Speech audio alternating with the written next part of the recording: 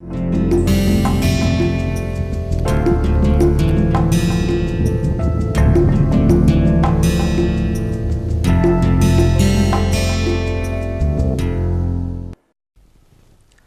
and welcome back again to this series on literary theory.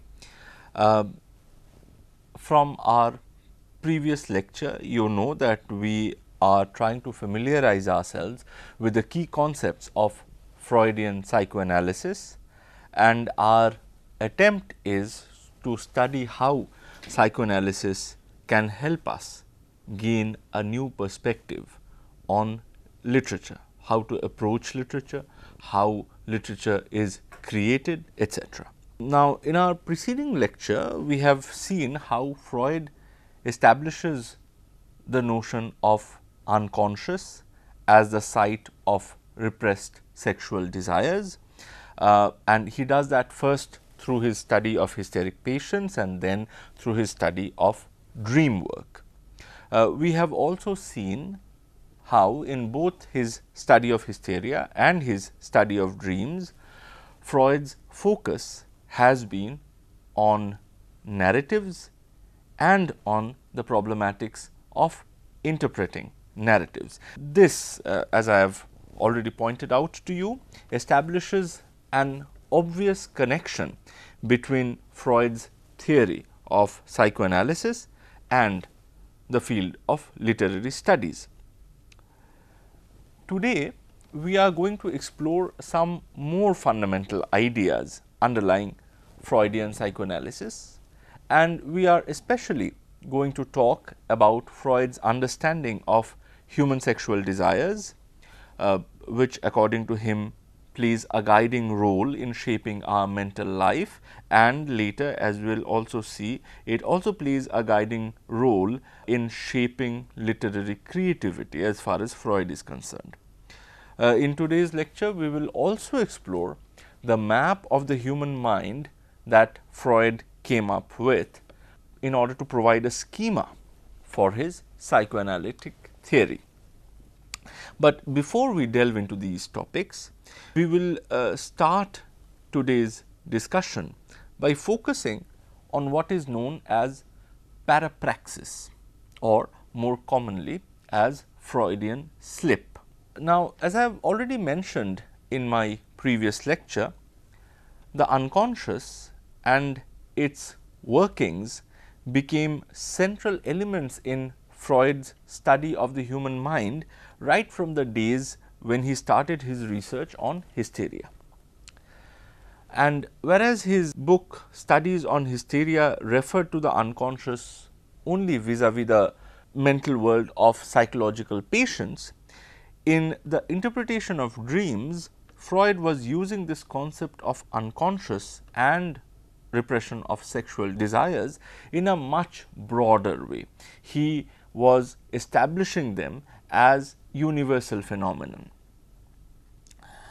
Thus, if dreams are accepted to be manifestations of an unconscious latent content, then it is to be accepted that all of us have an unconscious, because all of us dream. In the next major work that Freud published after his the interpretation of dreams, Freud asserts that the unconscious informs our lives in an even more ubiquitous manner than was earlier suggested. The argument here is that it was not only the psychological diseases or our dreams that are connected with the unconscious, but even our more mundane forgetfulness or everyday errors that we make while speaking, and all of these also have their roots in the drama that is playing out in our unconscious mind. The book in which Freud elaborated this thesis is therefore very aptly titled The Psychopathology of Everyday Life. The key word that Freud introduced in this new book to discuss the ubiquity of our unconscious was parapraxis. So, what is parapraxis? Well, you must have noticed that in our day to day conversations, we often forget names. It often happens that we can't recall words, names which are otherwise very well known to us, or sometimes we make errors in pronunciations, known pronunciations, or for instance, we often end up substituting the wrong word for a right one. Freud names these slips, these errors, as parapraxis, and he argues that these errors are actually manifestations of the repressed emotions and memories that are shunted out from our conscious mind and that are relegated to our unconscious. So, just like the hysteric symptoms or the dreams, which are distorted manifestations of an unconscious content, the everyday parapraxis too, the everyday Freudian slips too, are distorted manifestations of a hidden unconscious content. Now, let us try and understand this by looking at an example provided by Freud, which will help us in at least two distinct ways. Firstly, of course, it will help us to understand the phenomenon of parapraxis better, but secondly, and perhaps more importantly for our purpose, it will help us to get a feel of what a psychoanalytic approach to literature might look like. This is because in this example of parapraxis that we are going to discuss, we start with a narrative or a story, which is then followed by Freud's analyzing the text of the story so as to reveal its deeper intricacies and its connections with the unconscious. And this in a way forms the bedrock of psychoanalytic literary criticism, where the critic engages with a literary text to uncover the drama of repressed and unconscious desires and fears seething underneath the surface. So, first let us start with the story. The incident of parapraxis that Freud tells us has to do with the forgetting of a foreign word. Once on a train journey, Freud struck up a conversation with a young man who, like Freud, was of Jewish ancestry. Now, this young man believed that the fact that he was a Jew in the contemporary society put him at a marked disadvantage. And as Freud writes, he, and I quote, bemoaned the fact that his generation, as he expressed it, was destined to grow crippled, that it was prevented from developing its talents and from gratifying its desires. And to underline this lament, the young man brought in the reference of another lament, the lament of Dido, as narrated by Virgil in his epic Aeneid. Now, in Virgil's epic, Dido is a queen who falls in love with the protagonist Aeneas, and her love is initially reciprocated by Aeneas, and they even start living like a couple. But this was resented by one King Oedipus, who had earlier tried to unsuccessfully woo Dido. Oedipus's father was the god Jupiter, and Oedipus appealed to his father that Dido and Aeneas be separated.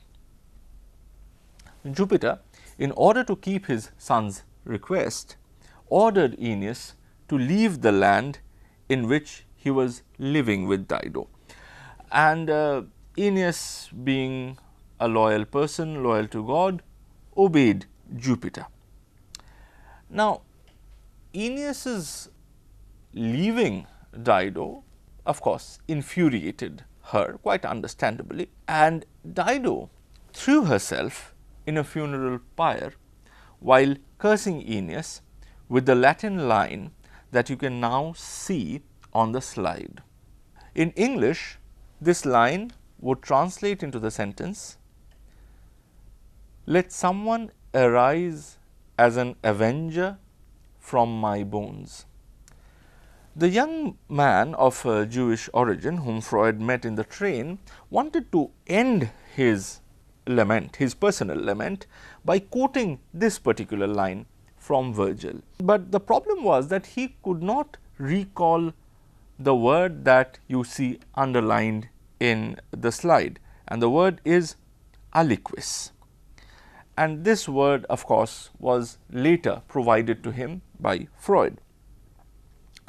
Now, this forgetting of the Latin word is interpreted by Freud as an instance of parapraxis.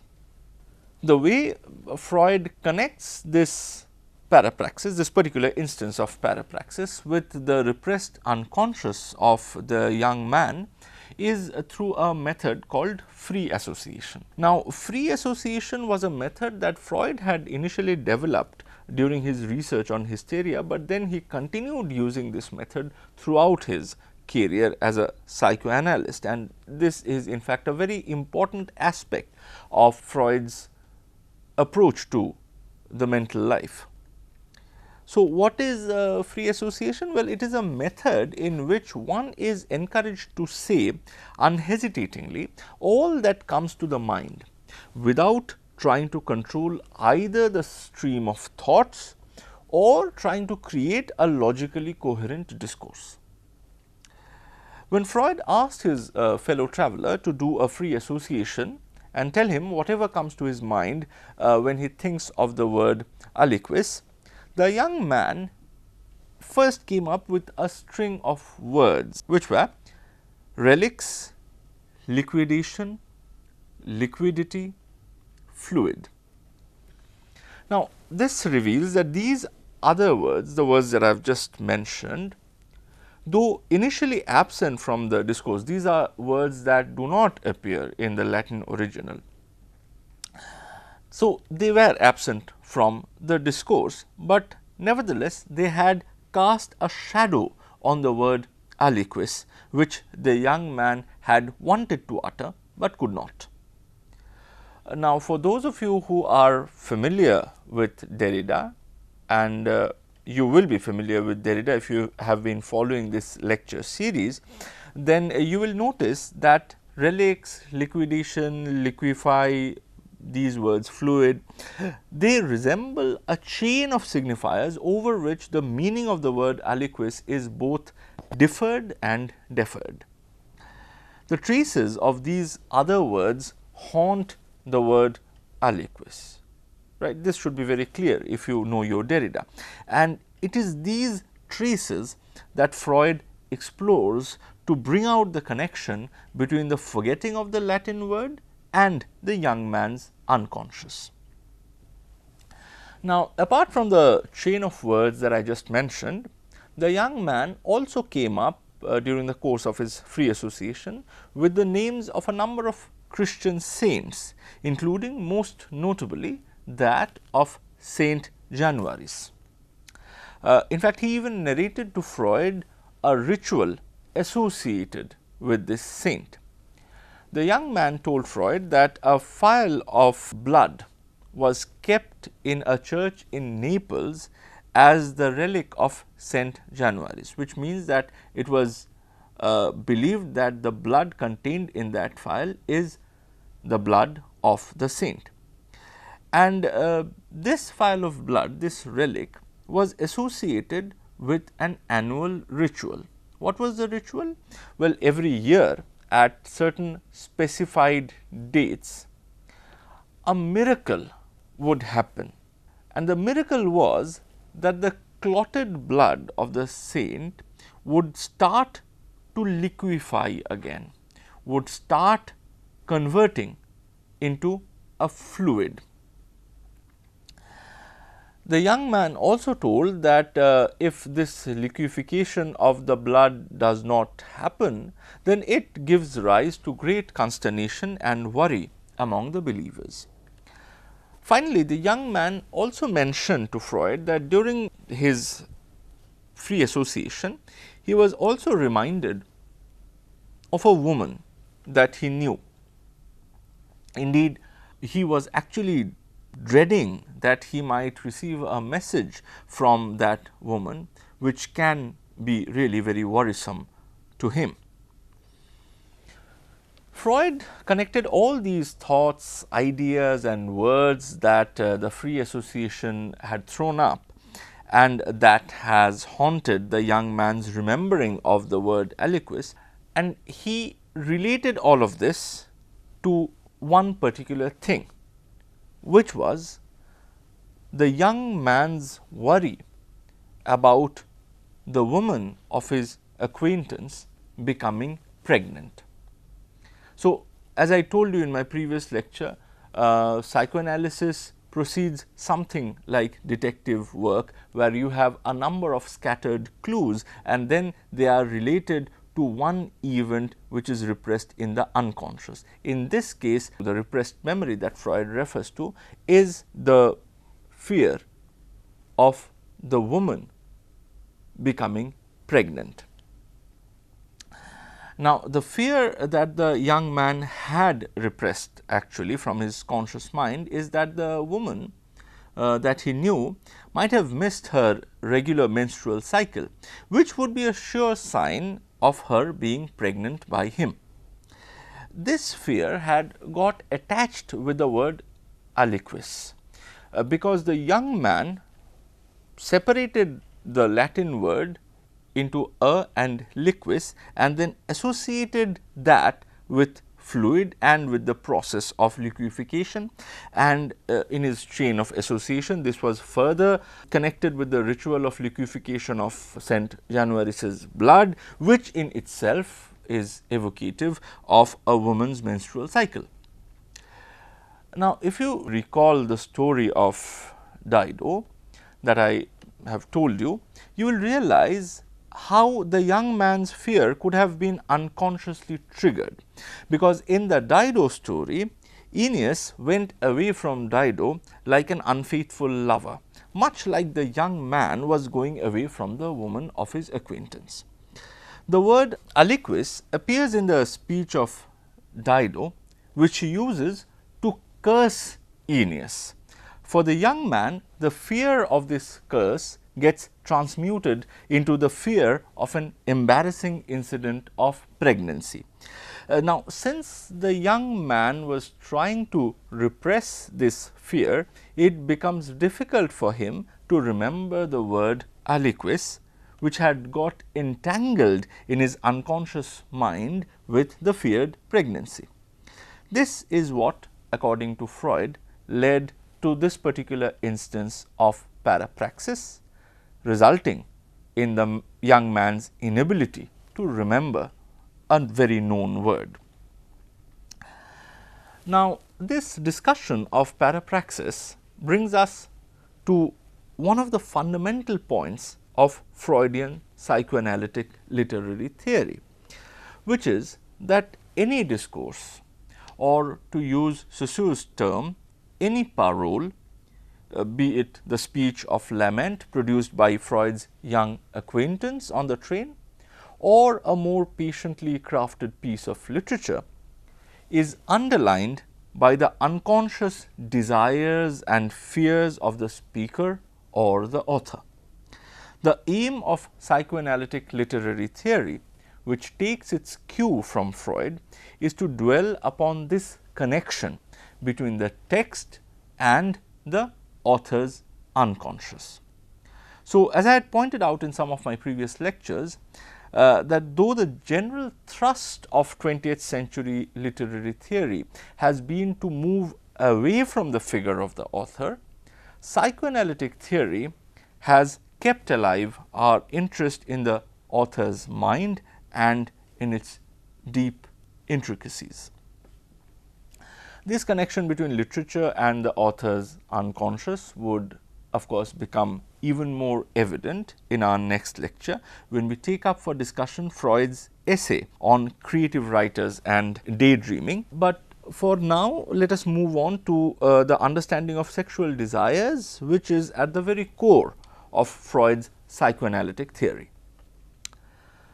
Now, one of the most controversial claims made by Freud was that sexuality is not something that developed in human beings with the onset of puberty.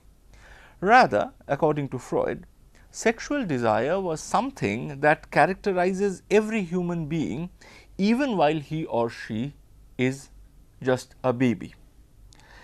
This basic instinctual sex drive, which informs our existence right from our childhood, is what Freud identifies as libido. Freud argues that as a child, each of us direct this libido towards our mother, who, being our first caregiver and provider of food, is also the closest person that we know. The focus of this libido is initially on the activity of breastfeeding, and as Freud points out, a baby comes to feed on the breasts of its mother not merely to draw nourishment, but also to experience pleasure, which goes beyond the mere requirement of food. And this is what Freud writes. The baby's obstinate persistence in sucking gives evidence at an early stage of a need for satisfaction, which, though it originates from and is instigated by the taking of nourishment, nevertheless strives to obtain pleasure independently of nourishment, and for that reason may and should be termed sexual. Now, within the family structure, a baby soon realizes that the mother is not exclusively occupied with it. The father is also someone who demands and receives the attention and care from the mother. This leads the baby to conceive its father as an opponent who is vying with him for the love and attention of the mother figure. And this results in what Freud famously identifies as the Oedipus complex. Now, here the reference is of course to the Greek myth of Oedipus, which we have already discussed in details in our lecture on Levi-Strauss. And if you recall that lecture, you will know that Oedipus was a figure who killed his own father, Laios, and married his own mother, Jocasta. Now, according to Freud, a baby, while growing up, resembles something like this mythic figure Oedipus, who wants to quote unquote kill its father, or at the very least remove the father from the scene so that it can receive the undisputed, undisrupted love and care of its mother. Now, with the introduction of the father in the scene, the baby's desire for its mother also gets underlined by a sense of fear. It realizes that the father is a much stronger person and can potentially cause harm. For the baby, who by this time has discovered its penis as one of the primary locus of sexual pleasure, this fear of being harmed by the father takes a very specific shape. It translates into the fear of being castrated by the father. This fear of castration, or castration complex as Freud calls it, is, according to Freud, one of the fundamental aspects of our psychoanalytic life. Now, as the baby grows up and gets acquainted with the social expectations and prohibitions, it realizes that harboring murderous intentions towards one's own father is socially tabooed. The baby therefore represses this desire into the unconscious, and rather than treating the father as a competitor, comes to regard him as a role model. The baby comes to believe that if it can become like the father, it will be able to win complete love and affection of someone like its mother. Now, the reason I said someone like its mother and not the mother herself is because the baby also realizes that sexually desiring one's own mother is again socially tabooed, and therefore, that too needs to be repressed in the unconscious. The best one can consciously wish for is a lady who will be the substitute of the original mother figure. So, as you can see here, the growing up process according to Freud results in the repression of a number of desires and fears, which then inform our unconscious and which manifest themselves in distorted forms through symptoms of psychological diseases or through our dreams or through our everyday parapraxis. Now, here we need to note two things. The first is that the explanation of how Freud conceptualized sexual desire vis-a-vis the growing up of a child already gives us answers to two questions that we had raised in our previous lecture. The first question, if you remember, was what constitutes the unconscious latent content that ultimately gets revealed in the form of the manifest content of the dreams. Well, now we know that the latent content is constituted by the repressed libidinal desires and fears that I have just outlined. The second question was, why was this latent content distorted by the dream work? Well, as we can understand now, the latent content of the unconscious is too disturbing to be admitted by the conscious mind of a grown up human being. In our dreaming state, the mechanism of censorship through which we prevent the repressed contents of our unconscious from making way into our conscious mind relaxes a little, which is why we get a glimpse of the unconscious desires and fears through our dreams. But we will have to remember that even in the dreaming state, the mechanism of censorship is not completely switched off. Therefore, the unconscious content cannot be transparently reflected in our dreams. It still remains too troublesome for that.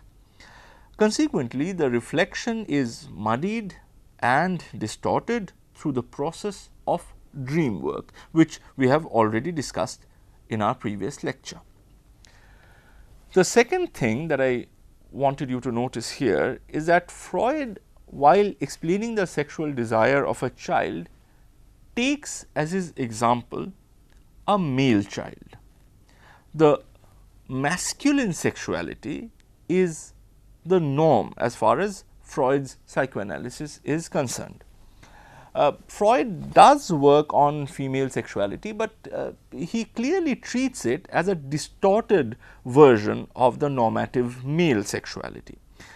We do not have enough time at our disposal to go into the details of Freud's explanation of female sexuality, but if you read it, you will very well understand why it remains a fiercely disputed theory, especially contested by the feminists.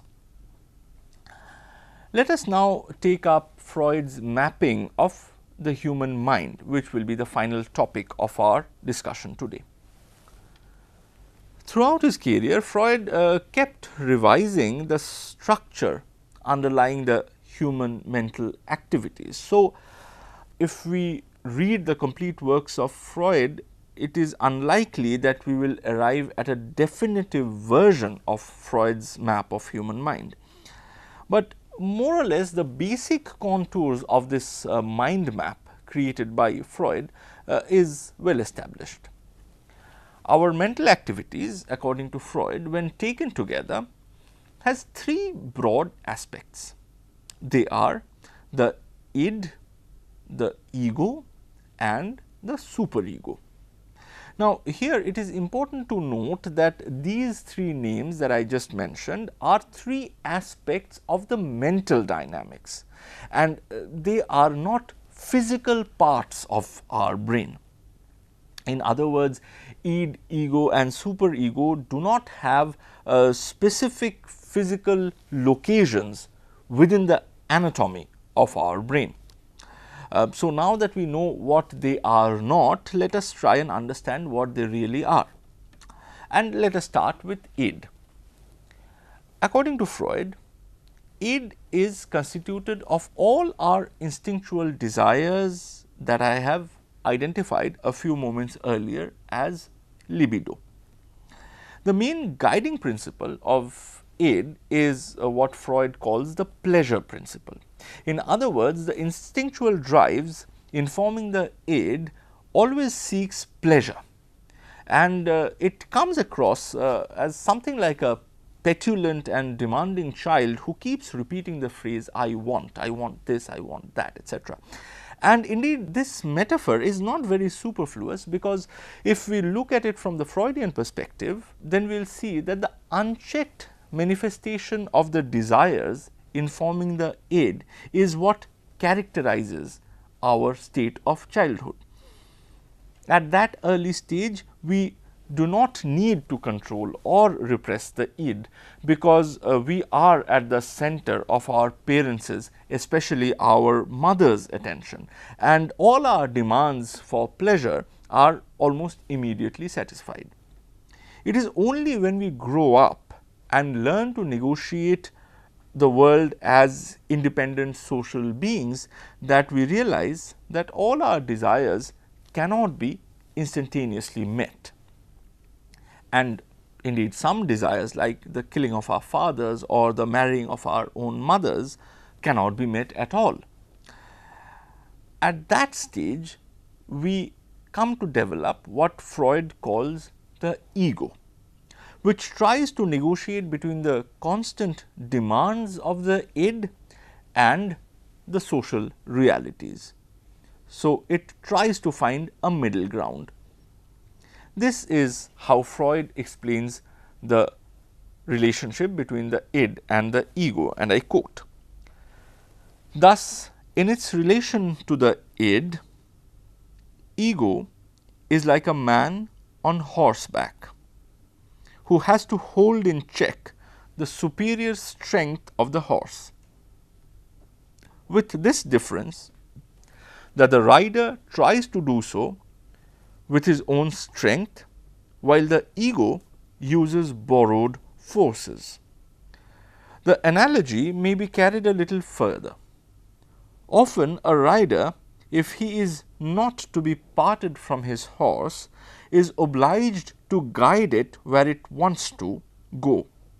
So, in the same way, the ego is in the habit of transforming the id's will into action as if it were its own."